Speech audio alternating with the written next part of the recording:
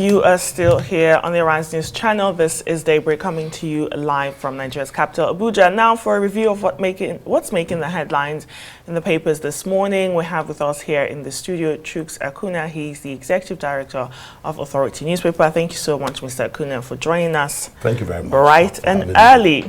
Let's begin with our sister publication, as we always do. This day, its leading headline and across all national dailies this morning, Ajaero, that's the leader of the NLC, Nigeria Labour Congress, arrested, released, CSOs condemn action. Tinubu setting new record of impunity, says Amnesty International.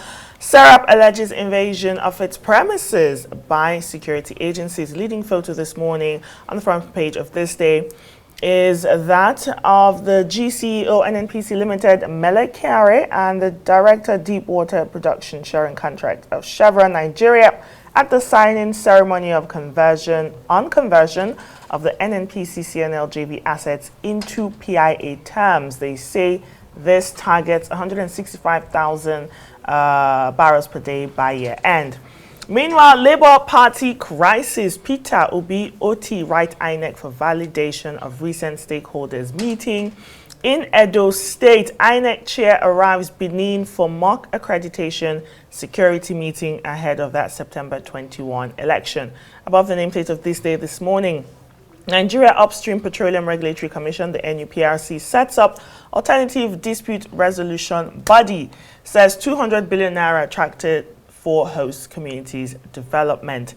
Mr. Akuna, let's begin with the biggest story really in Nigeria this morning. The leader of the NLC, Ajaero, was arrested yesterday, then released. CSOs are condemning the action. On the other hand, you have Serap also alleging invasion of their premises, and you know Serap is that body that's always trying to hold the government accountable. What's going on? Why was Ajaero arrested in the first place?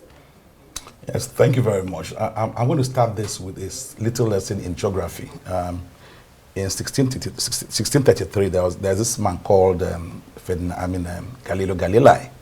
You know, before Galileo Galilei, you know, the whole world assumed that the Earth was the center of the universe, and that all planetary bodies, the sun, the moon, revolved around the Earth. But Galileo came and said no, that actually that the sun is the center of the universe and all planetary bodies revolve around the sun.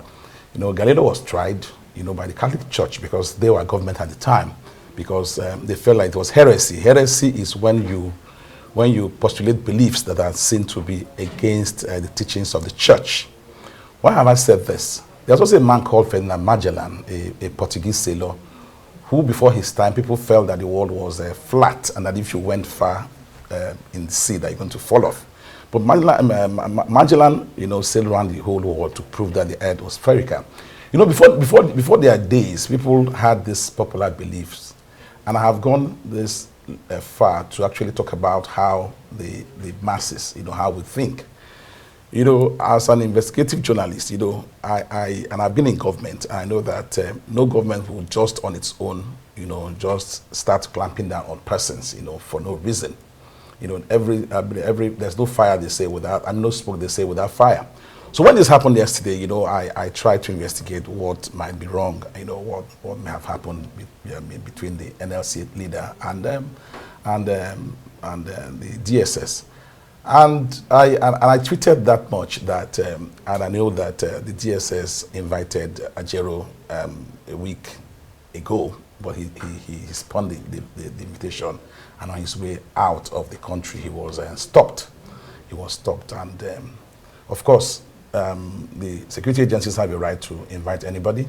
So the story now is, why did they invite Ajaero? This is one thing journalists should actually dig into very well to know what really happened. That's the story in some quarters. The criticism is like NPS, that's National Public Secretary of the PDP, Ologaba, is saying that the government is turning dictatorial, arresting people who were against their policies. The what do you call it, protest was not sponsored by anybody. It was hunger, protesting, you know, there. And then, of course, Ajaero was supposed to speak to labor somewhere else in the country. There's even an involvement of Air Peace. Air Peace said police arrested Ajaero after they had settled their issue. 2023, they wrote a petition concerning what happened in the Imo government. But that's by the way, Sarah Apostle, like Nkechi said, their office was. So you wonder what is really going on. All right, let's look at the Guardian. Some stories there. The Labour issue is almost on all the papers. 2027 Labour Party strips OBOT of automatic tickets. Floods kill 24, destroy 7.8 billion properties in Bauchi. Bandits invade hospital. Reps committee accuses BP of wasting 10 billion registering 2 failed companies.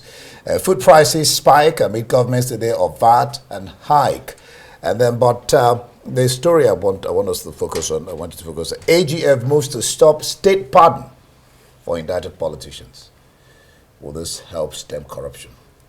Yes, very interesting. We know, I think there are 2 cases of prominent politicians, former governors, Jolly Nyame and Joshua Darie, who were pardoned by the immediate past government of President of Muhammad Buhari.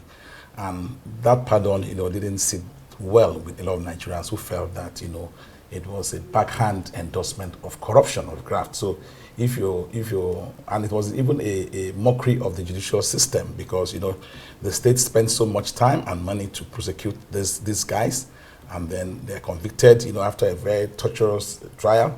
Then the president, with a stroke of a pen, grants pardon to these indicted or convicted politicians. It didn't sit down well with Nigerians then, and I'm not sure Nigerians are still happy about that. So I think it's a good move by the AGF to stop that, because it doesn't speak well of us as a country and in our vowed fight against corruption. Okay. All right, well said. Let's take a look at the Punch this morning. Some of its leading stories, of course, the big story on the front page of the Punch this morning: Ajaero's arrest saga.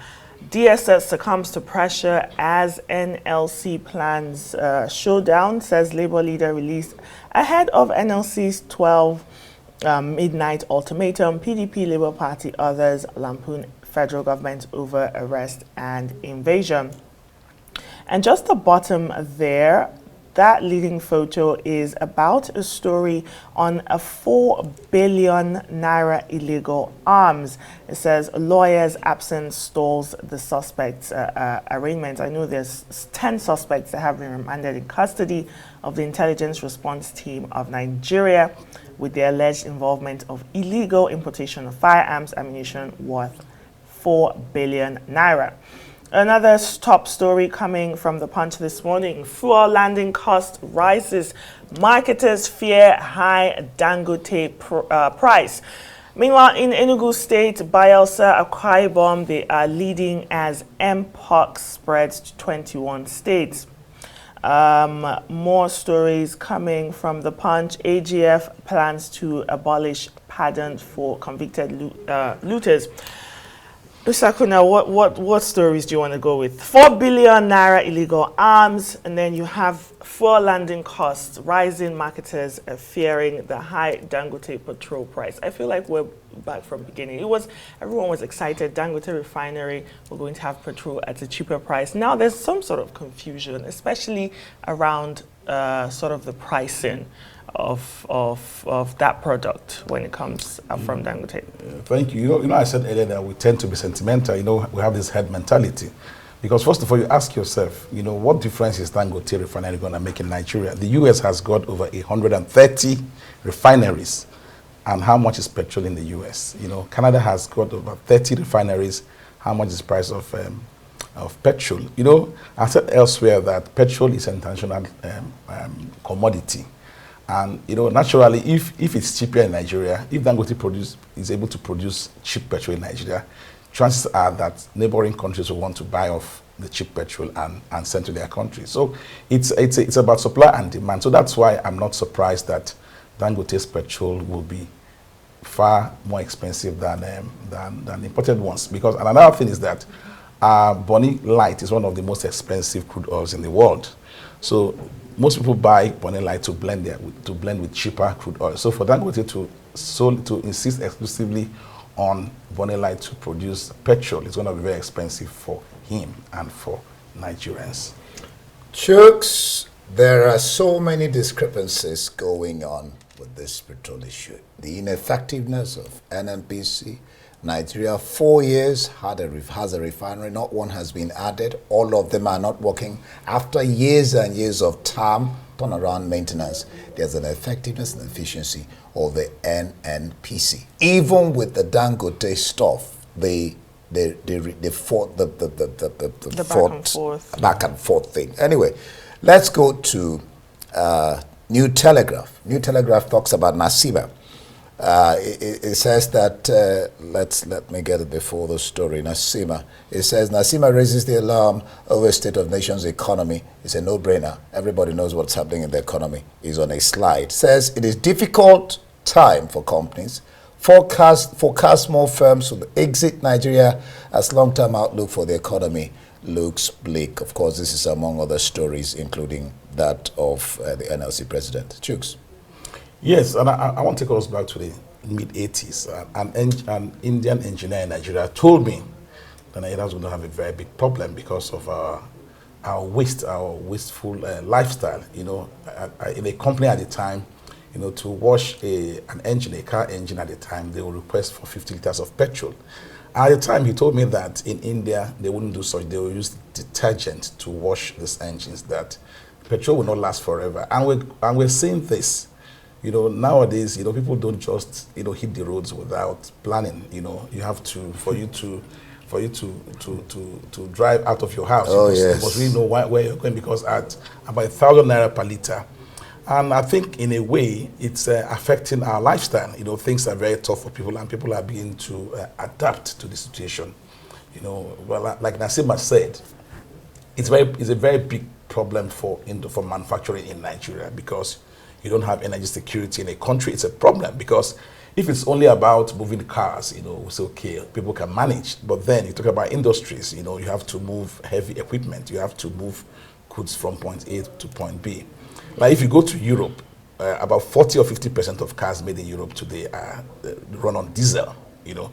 But here, we are a petrol-driven country. Our generators, you know, most homes have this, what you call pass my neighbor generators, and they rely heavily on the use of petrol. So it's a very big problem. I don't know how government wants to come out of this quagmire. It's a problem, and it's not going away very soon. We saw an APC chieftain, Joe Ibukwe, you know, openly crying to the president that this thing is really affecting him. You know, that's the second APC president. You know, Osun State, another person was also crying. So it's an ill wind that is not blowing anybody any good. And you remember what Ndume said? Yes. Before he was suspended. And reinstated, I mean, or recalled, or pardoned. It gets to a time where this affects literally every single person in the country. Let's talk a little bit of politics quickly before we move on to regional papers.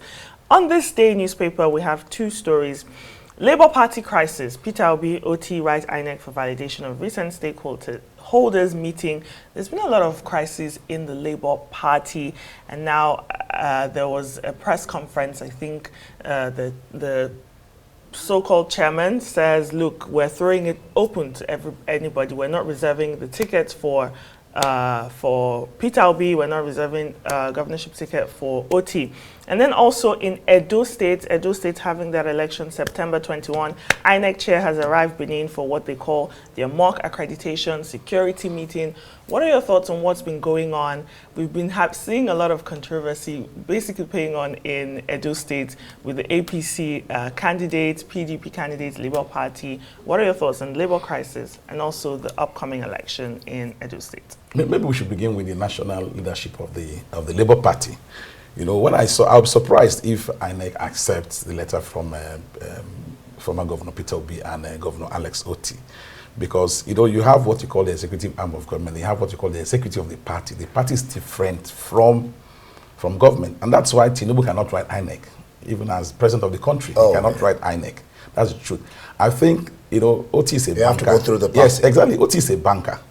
And Peter Obi was a banker, was a businessman. You know, he's just a few years in politics. You know, but you see, the problem is that people get so emotional, and it's not about emotions. It's about the truth. It's about the law.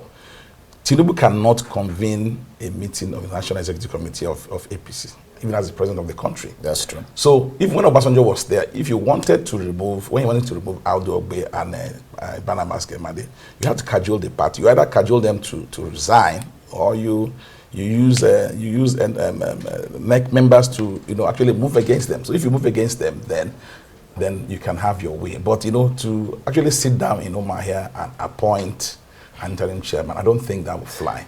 So quickly going to Edo State, it's very, very interesting. We've seen the back and forth between particularly the APC candidate and APC chieftain Adams Oshomole and Igodalo, the PDP flag bearer. And we saw how Oshomole went below the belt to hit the wife of the current governor. And not too good. Yes, and it's drawn so much flack from people. And the wife of the governor of Edo State, I think Betty Obaseki, she showed the bigger person. And I like what she said, her very, very apt response that she might be childless, but she's not barren, because barrenness, it's like sight. We have a lawmaker in Kenya, I think a senator in Kenya who is visually impaired, but she's not blind, because you can lose your eyes but not blind. So, and I like how the woman responded, very maturely, that, it's not enough to have 50 children. You can have 50 children and still be barren. And you may not have any biological child and still be very, very fruitful. Well, that's speaking. Yes. That's speaking in language. But like you said, the way you do not. Yeah. And our leaders, you wonder at times the way they talk. It's just like we keep saying to our irritating King Gibe that let's see how you will win the election. Or telling, or telling PDP states that I will put fire in your state. Yes, but also let's not forget that this is Oshomole's stock in trade. You remember a few years ago when he was governor, he was clearing the streets, and an old woman, ran to him and said that she's a widow. And we know how Oshomole responded, that she should go and die. In other climes, such will have earned the governor a removal from office, impeachment. All right. But this is Nigeria, and anything goes. Do one more paper, Vanguard, and we'll go international. Let me just particularly straight away take the story on Tinubu orders finance minister to exclude varsities research institutes from TSA. Yeah. I'm sure this has to do with the imbroglio between the ASU and you want to talk about if they say what is good for the goose is good for the gander. We saw how former Governor Wike as FCT minister managed to remove the FCT from TSA, and we've seen the fallout, roads everywhere, products everywhere. So I think Tinubu has learned his lesson from the TSA. Don't forget that I think it was Buhari who introduced the TSA, there was a single treasury account, to curb looting of public funds. But it has not really achieved that aim. So I think it will help to douse the tension between the federal government and ASU university lecturers, if that is done. All right, quickly to the regional papers. Let's begin with The Citizen South Africa. Big story there this morning. Zuma is MK dictator. This is coming from 10 axed MK party MPs who lost their bid to retain their National Assembly seats in a court hearing that revealed that Jacob Zuma has the power to deploy all party members at his sole discretion until an elective conference puts structures in place.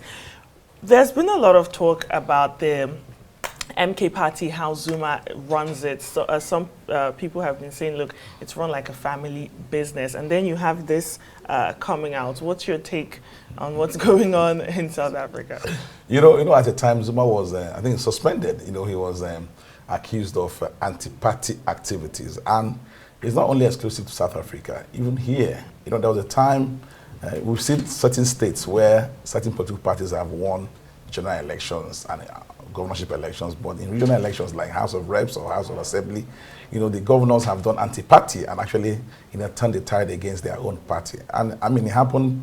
Look at Rivers State, for instance. Wike worked for APC in the presidential election, and then for his party, for PDP, at the governorship election. So I think it's an African thing, or it's a human thing, not African. It's a human. People want to actually mark their territory, and so that's not different from what Jacob Zuma is doing in the MKK party in South Africa. More of an African thing, bigger.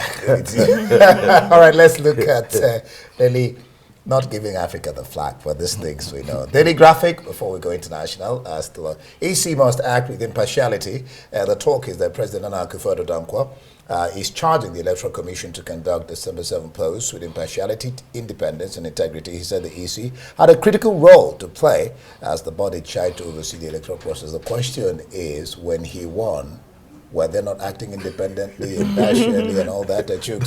That's it. You see, and this leaves a very sour taste in the mouth, for democracy in Africa. You see, even the countries that so-called democracies, where periodic elections hold, you see, there's no time. I think apart from Nigeria really did well, and Jonathan really did well in 2015 for the first time in Africa.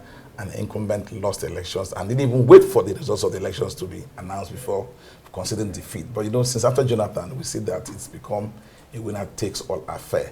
So you see, Ghana, has proven not to be an exception, to the African rule.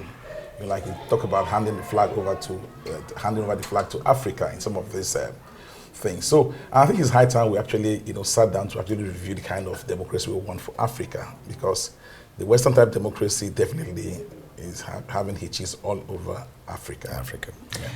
The I-Paper this morning, moving over to the UK, pensioners in poverty, 770,000 set to lose winter fuel payments. The government estimates suggest that 5% of those eligible for pension credit will not get help, as Labour is warned it faces a deep trouble. Above there on the monarchy, we are grateful for the simple things. That's Kate announcing end of chemotherapy treatment in that new video that was released. An exclusive to the I-Paper, Trump should be tested for cognitive decline, claims ex-White House medical chief. Mr. Kuna, tonight, Donald Trump, Kamala Harris, for the first time, and maybe the last time before November election, they are going to meet in Pennsylvania, and they're going to go head-to-head on that presidential debate that has been so much. It has been highly, highly anticipated. I can't wait to watch it. What are you expecting from that debate? Yeah, you see, I think the moment Joe Biden dropped out of the race, handed the torch over to Kamala Harris, it sent the Republicans back to the drawing table, because the issue had always been that Joe was always forgetful. Joe was too old. Joe was this. Joe was that. But now we've seen that the hunter has become a hunted, and see Kamala Harris now, turning the tables on Donald Trump. That as a former prosecutor, she's made several innuendos that she knows Donald Trump's type. We saw what happened in a few days where a judge in New York, postponed hearing of the suits, against Donald Trump till like November 25 or so. Yeah. So it's going to be very, very interesting. I hope to stay awake to actually watch this debate. It's going to be very, very explosive. And since after Obama, I think Kamala Harris has the mold of a very, very persuasive speaker. She's caught in that mold, and she's going to prosecute. Exactly. So she knows she knows her onions, and with the groundswell of support for her, particularly not just in the Democratic Party. We saw former McCain's grandson, talking about supporting Kamala Harris. So it's going to be very, very interesting. All right, we'll watch that. We'll see how it plays out. Oh, this story, we can't just let this story out. We may not discuss it, but this story is very interesting. Kate, out of darkness can come light, so let light shine bright. She says, we take the simple things for granted. We now know that it's good to be loved, and then to love. She says she's going to gradually return back to work, but she's grateful to both the nation and the people who have supported the family on this long, I think 9 months or so of doing chemo. Our heart goes out with you, Kate. Middle thing there. All right, that's all we have. Thank you, by the way, Chuksa Kuna, for being here this morning. That's all we'll have time for on Day Break this morning. It's goodbye from me. I am Ndi Amugu, thanking you for watching. Don't forget the Money Show is next, and as you know, every day indeed, those matter here on Arise News. Goodbye in kitchen, Nana.